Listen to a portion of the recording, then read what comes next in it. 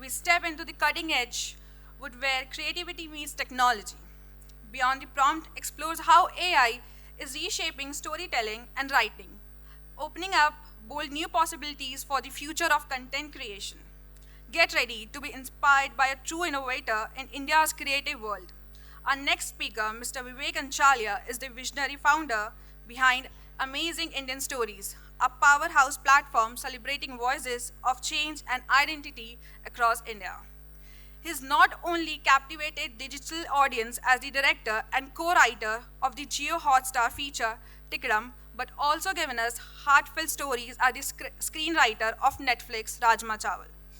And Mr. Vivek isn't stopping there. His latest project, Naisha, is breaking new ground as India's first AI-driven movie, blending cinematic magic with the cutting edge of technology. Let's give a round of applause and a warm welcome to the endlessly creative, always daring Mr. Vivek Anchalia. The next speaker on the dais isn't just riding AI wave, he's helping shape its direction. He's the founder of RPA2AI Research, a name that rings loud in the corridors of enterprise innovation. He's also the owner and author of a short and happy guide to artificial intelligence for lawyers. Yes, he is making even more complex tech topics accessible to everyone, including the legal world.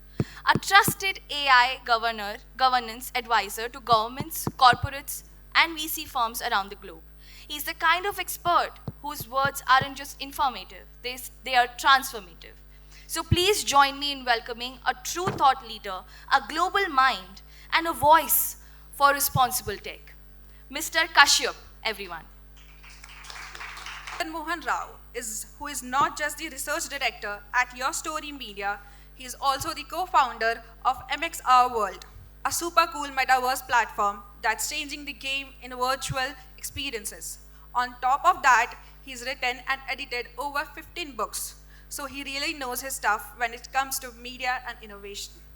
Mr. Madan also played a big part in building vibrant communities in India's startup and creative circles. Let's give a big friendly welcome to one and only Mr. Madanmohan.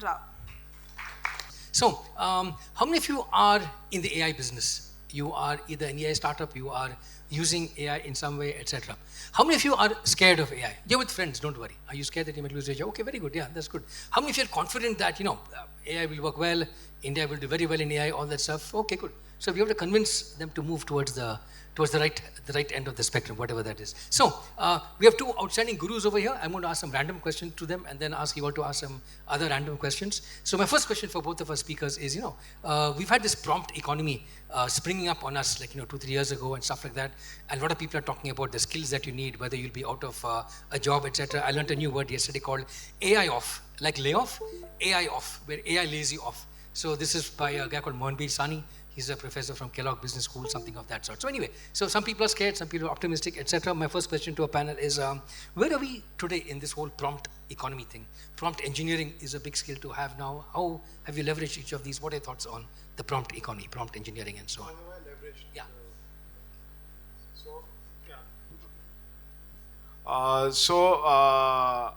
Traditional filmmaking, when it comes to me, it's about filmmaking and how I'm using AI in that. I think it's drastically brought down things that were not possible earlier, especially for storytellers, because what would happen in a system that I work in is, for a painter, you don't need permission to paint, right? A novelist doesn't need permission to write a novel. But a director needs permission to direct something because you have an actor and you have a studio and you have a lot of things need to come together for a film to happen. Between your vision and the eventual creation, there are a lot of people and a lot of things involved. Through this, what is happening is people are being able to put their ideas, and those ideas immediately become products, immediately become things. We are still at a nascent stage, but the growth that we've seen in the last 6 months is incredible. I think we are not far away from a time where we would go into a theater, watch a movie, and would not even realize it was made with AI. So that's how fast it is changing my industry.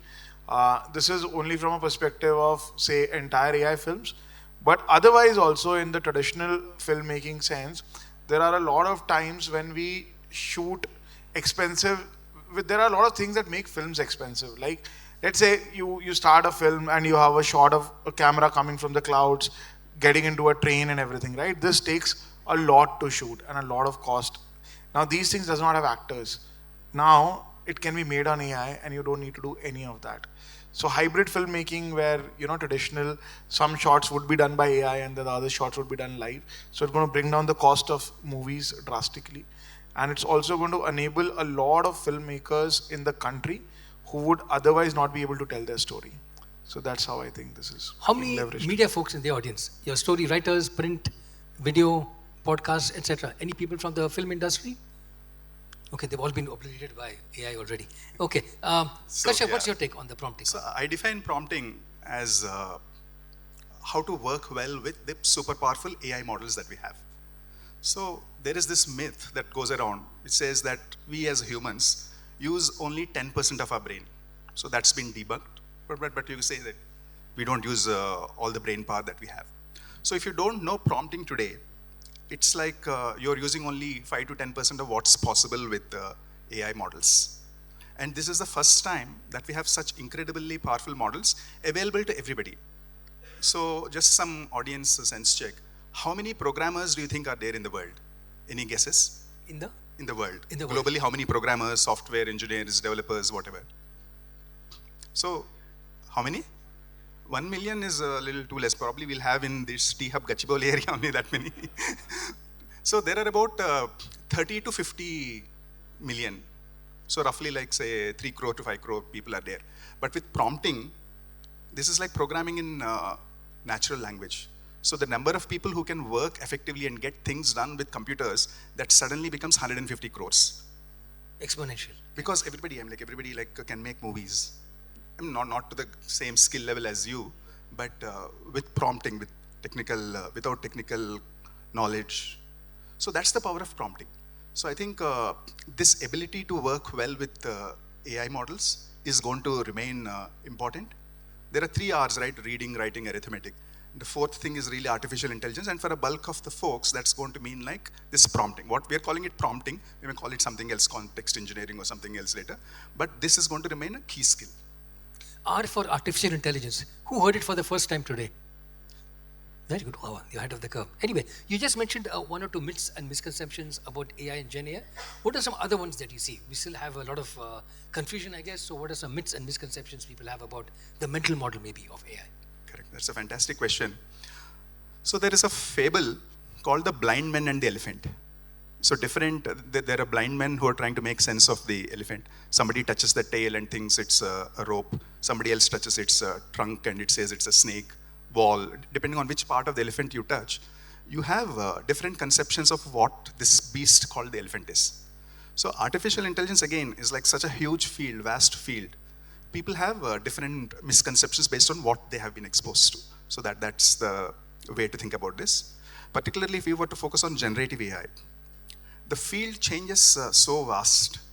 So whatever conceptions you had about, say, Gen AI at the beginning of this year are not necessarily true any longer.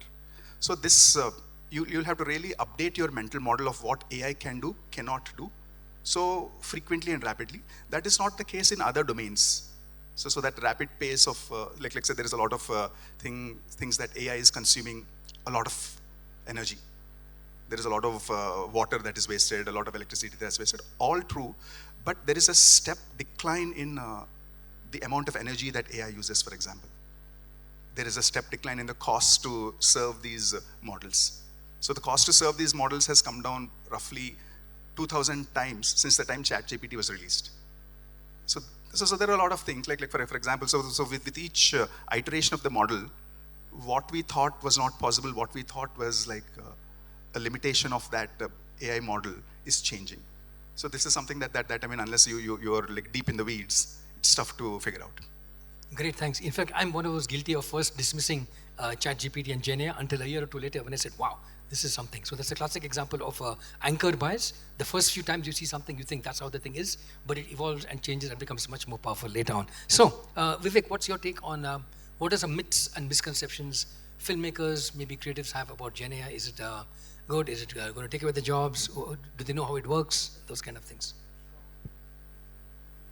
So the misconceptions about AI is one of the misconceptions is that you go into a room, you come out after 5 minutes and you have something in your hand. That's not how it works at all. Because when people have a very generic idea about AI. Some people think it's useless, and some people think it's free. Right? Both are wrong. Neither is it useless nor is it free. There is a lot of human involvement to get anything good out of AI, like he said about prompt engineering. Now, prompt engineering itself is a huge process to get to a point where your prompt structures are so strong that they give you that kind of quality. So right now, like what we are struggling in the advertising industry is they don't understand why they need to pay you at all. Because so there are two kind of clients. One is AI karna hi nahi hai, whatever. The other bit is that अगर कर रहे हैं तो free इसमें पैसा क्या लगना है? It's barely, you'll spend what, an hour to make it. It's not like that. You spend weeks actually. It is still a lot of work, a lot of iteration, a lot of human direction that goes into it. So these are two big misconceptions about AI on both sides of the end of the spectrum.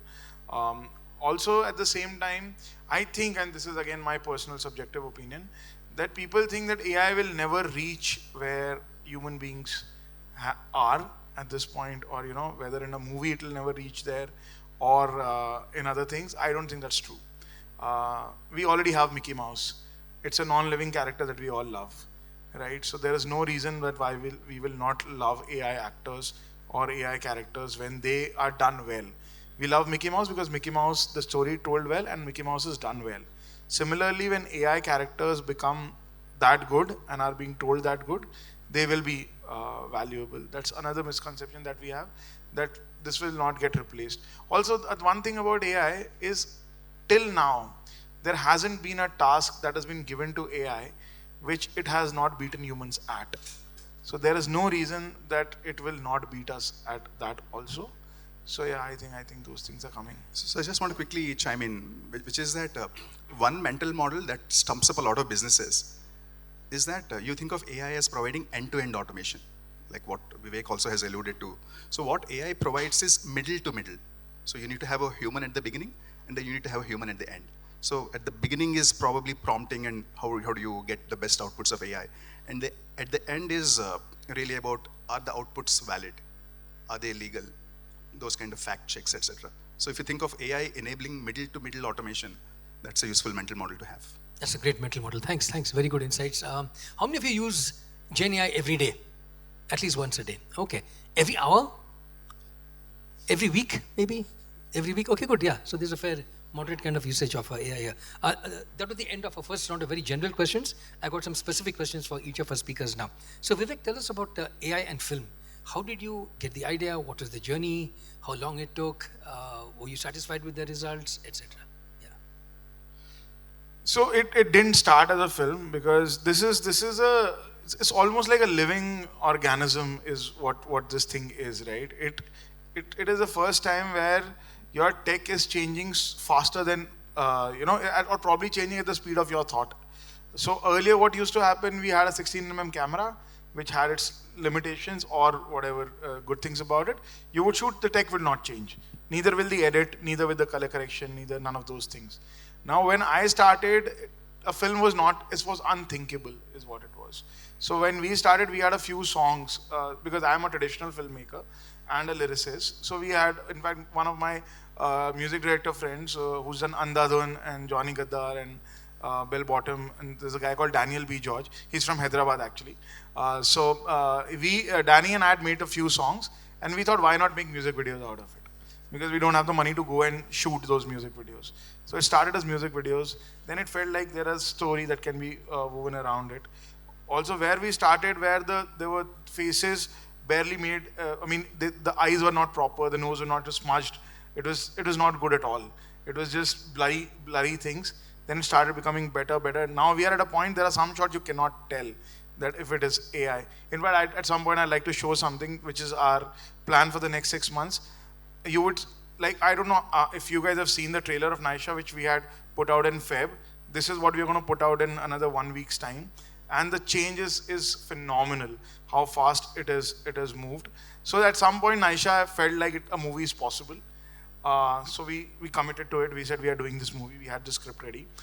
We started generating images and all that. And then out of the sky, 20 models came. Like VO, Kling. When I started, there was only Runway and Midjourney. Then Kling came, VO came, Hicksfield came, Free Pick. Everybody started jumping into the space. In fact, we had to pause the film in the middle because it was almost like whatever money we had spent, we had to re-spend again. Because now we could not live with the quality that was there. So then the quality was much better then. So then we put a pause to the film. Now we are at a stage when we restarted it again. In fact, hopefully we'll be out in October or something. So that's been the journey of Naisha. But Wow. yeah. Amazing how fast it's evolving. Speed of thought, you said the responsiveness is almost immediate, right? You ask and it The gives. goal is moving towards you at the same time. Like it's rarely happens like that the tech is moving towards you faster than you moving towards it. So they are, because see, their business only works if more and more people can use it. Forget filmmakers like me who have experience. They want someone who has an idea to be able to make something. That's where the real money is, real number of users is. Like ChatGPT is a mass product, right? None of these things are mass products yet. They will become mass products when their tech is that good that someone can, when I think prompting also after a point is going to become a little useless, because these things also now are reading context. Like if you say earlier we would have to write 20 lines of prompt to get something very specific. Now you write a single line, it understands what you want. So it is also doing self-prompting within itself to give you the result, even if you're asking in a very simple language, because they want to be more massy products. So, yeah. So maybe this is very exciting and scary at the same time. This is not a very different sector now. Kashyap, you got a book out on law and AI. So how is the legal law sector reacting to AI? Does it lend itself very well because it's already such structured information and AI can churn out different kinds of things? I have no idea. Tell us. I think it's, so our book is called Artificial Intelligence for Lawyers. It's targeted at the US market. So the dynamics of the US market and India market are very different. So the US market probably works on the billable hour. So if you use AI to reduce the number of billable hours that a lawyer can charge, so you'll sort of cannibalize your own revenue, and it's also very regulated profession, licensed profession, restrictions. So the adoption of AI in the US legal sector is not as fast as it can be. So in fact, the blurb of our book says, this is what happens when the world's fastest moving technology, like you said, AI, meets the old world's slowest changing profession, which is law. Okay, so the pace of change is different, but in the US now, non-law firms can offer law services. The KPMG has started. So it is, pace of change is slow. But in India, it's a very dynamic, very different dynamic.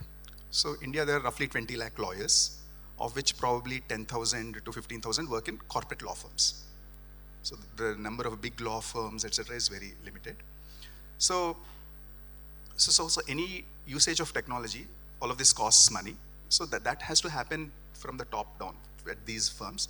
They're actually trialing a lot of these AI products for research, for preparing contract drafts, etc. So that's the dynamic at the top of the law pyramid in India. But at the same time, like in 1987, the Law Commission recommended that India should have about 50 judges for 10 lakh population. Right now, we are somewhere between 15 to 17, roughly around that range. So there are a lot of vacancies at different levels of the courts in India. Even if we fill all the vacancies, we'll still come to 21 judges per 10 lakh people, while ideally we should be at 15 lakh people. So a lot of statistics I can throw at you which says that there are, in the high courts, number of cases that are pending for 5 years is like 51%. Wow. And the number of litigation that comes in India with, like if you think of stock and flow, we are actually, there are probably about 5 lakh cases that are filed in India every year. And by the way, a lot of cases don't get filed because we have pendency, etc. So as of current projections, the backlog, which is a big problem, if we need to have access to justice in India, this backlog needs to be cleared. But at current projections, 15 to 20% of pendency is going to add up by every year. So that we have a huge problem. And we are hoping that by bringing in automation tools, by bringing in AI tools, is that a solution? We don't know, because AI has its own blind spots, and it is going to bring in its wake some of its own problems. Before, you actually make responsible use of AI, you need to train the lawyers. So there are about roughly 2 lakh law colleges in India. We produce about 70,000 lawyers every year. According to me, about maybe 5 or 6 colleges teach legal tech or AI. So we can't put these powerful tools in the hands of untrained people. So it's a complex field. Well, the technology itself can be powerful, can be used in the right hands, etc. But there are all these other non-technical factors which sort of muddy the issue. Got it, yeah. Okay, I got one more question for them, and then we'll open up to the audience over here. You mentioned India quite a few times. So my question for both of you is, what's the India angle in this whole journey, I think? For example, some of the big IT guys have said India should not create these models, we should just use the models. Other people are saying, no, we can create the models. Other people are saying, look what China did with DeepSeek. Why didn't we create DeepSeek ourselves? We have all that frugal innovation, open source, all that stuff. Why didn't we do it? So maybe from a innovation point of view, from corporate and startups, maybe government policy point of view, corporate R&D investment, where are we? Where's India in this? So he's a movie maker, but I'll tell you what's the best way to think about what the debates that are happening in India. So one camp says that India should be the use case capital of India. So we don't build in models like ChatGPT or the models that power ChatGPT. So that's one school of thought. The other school of thought is we should have a world-class sovereign LLMs. So that's another school of thought. So why I said the movie angle is that if you want to build a large language model that's world-class, it's like trying to make a blockbuster movie. Success is not guaranteed. Shelf life is limited because whatever is the older version is no longer the state of the art. And it costs a lot of money. Like companies like Amazon, these are big companies like Meta have spent billions of dollars and they don't have world-class models. So in India, the debate is, this is the same debate that we had when we launched the Mars or the space program. Is India rich enough? Should we be doing maybe something else with that money rather than doing this thing? But India has a tradition of, cost-effective innovation. So what India needs, according to me, the government should focus on taking the technologies. One dimension to what the government should do is help improve the use cases. And the second thing which I'm hoping is, so I read somewhere that after 300 million, if you're a billionaire, after $300 million, it doesn't make any difference to your lifestyle. So I'm hoping some of those billionaires, instead of accumulating additional Indian billionaires, accumulating additional billions, take like $100 million and say, okay, let us throw the money and see if we're able to cost effectively make a good sovereign world-class LLM from India. So those of you, the billionaires from Hyderabad, we can talk offline. Hopefully, we will all get close to the 300 million stage. Anyway, what are your thoughts now? You mentioned a lot of interesting tools and all that. Are all these tools coming from the US, UK? Are these tools being created in India as well? The users of these tools, is it getting much more adoption other countries, or is India very savvy in using all these tools for filmmaking? India, I think, is very good with using these things. Creating, I don't know, things are happening here. We are a very unique country. When we started working, it was very difficult to produce Indian faces, even in a mid-journey and all that, because our data was not trained on our data. So I know people who are going village to village, photographing people, creating things which will be very specific to India. Also, at the same time, we're the only country in the world that has so many languages. So I think there is a lot of merit in creating localized stuff for India, which I don't think anybody else will be able to create. So there lies a huge opportunity to create, and we are a country of crazy number of people. So even if our country was to use our thing, we'd be enough, is what it would be. So I think there's a huge opportunity there for companies to create stuff for India, which also understands India. Because otherwise, all these LLMs are trained on generic stuff, right? When it comes to, it's very easy to create Hollywood kind looking visuals, but very difficult to create India. So that's where we are. I think also the one opportunity that I personally see lies here, which we've never had, is I think we are for the first time we have an advantage over US in terms of storytelling. in my industry. Because what has happened till now, English was the only language where you could afford to put 2,000, 3,000, 5,000 crores and make a movie because there was a recovery model, because the world spoke English, right? We have stories which are way bigger, but we've never been able to make it. You have one RRR and one Bahubali in all these years because we do not have recovery. I mean, who would watch a Hindi or a Telugu or a Tamil film across the world for us to recover that kind of money? But if the cost of production comes down drastically, which it will with AI, then we are sitting on gold is what it is. And that's what we are also trying to do. We don't have a Disney here. We don't have an IP studio. So we, like my company is called Amazing Indian Stories. We are trying to build an IP studio where we leverage our culture, our stories, and build on that. Because I think the only thing which is AI proof is Mickey Mouse. Because whether it gets done on AI, whether it's getting done live, however it gets done, Mickey Mouse holds value, right? IPs will hold value. IPs are the only thing that are AI proof. Because at some point, machines will be able to do. But if there is emotional value attached to a character, emotional value attached to things, then that is something that holds tremendous value. So, okay, I great. think, yeah. We're going to be kicked out in 5 minutes, so I think this is a good time to open up the floor to the audience for some Q&A. Any? How long is it? Let's take 2-3 questions and then we'll come to the video. How about that? Yeah, just to hear these guys. Yeah, sure.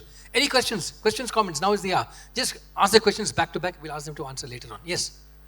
Yeah, ma'am, front row. Yeah.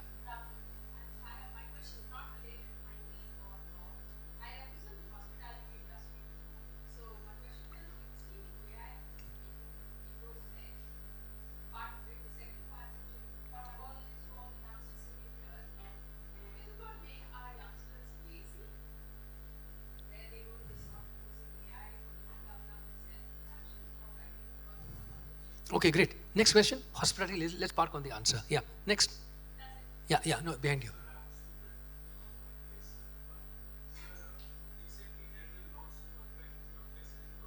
Use the mic. Yeah, please go ahead. Speak. That's okay. Yeah.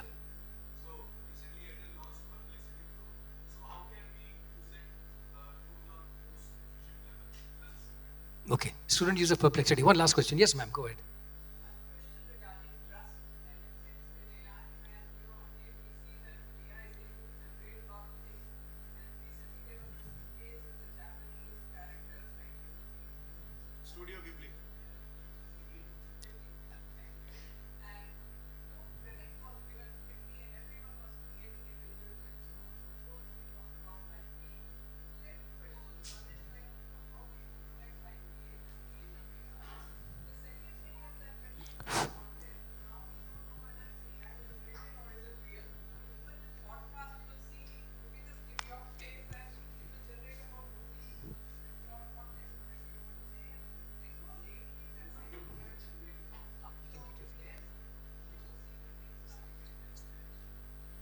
Okay, since we're out of time, we'll take the answers offline. You can catch them over tea, coffee, etc. But let's end with a good demo of your movie or something that you're talking about, and then we wrap up. But yeah.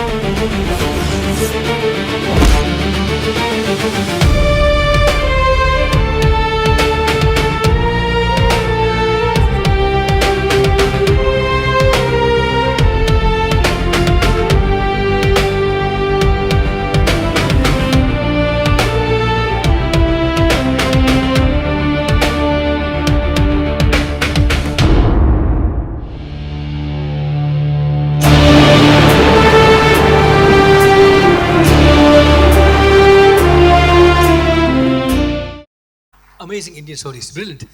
Thanks, Kashyap. Great suggestion. In 30 seconds each, they're going to give brief answers to some of the questions. Yeah. So first, easy question, perplexity. Get better at prompting. Take it, and use it. So because that is going to be the starting point. Like if you're an MBA student, that's going to be the starting point. So your value add has to be above that. So try around with that. With the hospitality, the first part of your question is, so hospitality is about human relationship. So there's a lot of research called cognitive offloading. We're doing a lot of thinking, outsourcing thinking to machines. So please check out cognitive offloading. That'll have a lot of answers. As to Rima's question of IP, so different jurisdictions are treating this very differently. Content, it's like Japan, for example, says it's okay in the interest of having sovereign LLMs to license to not pay.